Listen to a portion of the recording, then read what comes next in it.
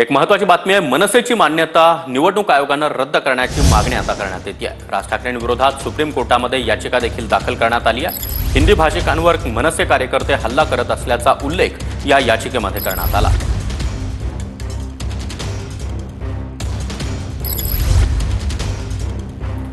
तर हिंदी भाषिकांवर मनसे कार्यकर्ते हल्ला करत असल्याचा उल्लेख या याचिकेमध्ये करण्यात आलेला आहे। राज ठाकरेंच्या भडकाऊ भाषणांमुळे हे हल्ले होत असल्याचं याचिकाकर्त्याचं म्हणणं आहे। त्यामुळे मनसेची मान्यता रद्द करण्यात यावी यासाठी ही याचिका दाखल करण्यात आली आहे। मनसेची मान्यता रद्द करण्याची मागणी।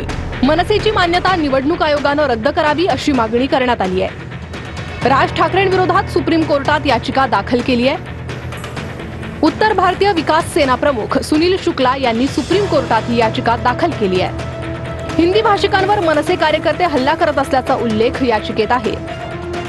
राज ठाकरे यांच्या भडकाऊ भाषणांमुळे हे हल्ले होत असल्याचं याचिकाकर्त्यांचं म्हणणं आहे। चिराग पासवान यांच्या लोक जनशक्ती पक्षाचे खासदार राजेश वर्मांकडून हिंदी भाषिकांवरील हल्ल्याचा मुद्दा संसदेत उपस्थित करण्यात आला। राजसाहेब ठाकरे, तुम्ही हिंदूंना मारायचा आदेश दिलेला आहे असं वाटतोय। राजसाहेब ठाकरे, आपण केवळ उत्तर भारतीय नव्हे, मराठी लोकांचा पण विरोधक आहे। म्हणून मी तुमच्या विरुद्ध सुप्रीम कोर्टमध्ये जाऊन ही याचिका केलेली आहे। तुम्ही संविधानाचं उल्लंघन करू शकत नाही, हिंदू लोकांना तुम्ही मारू शकत नाही।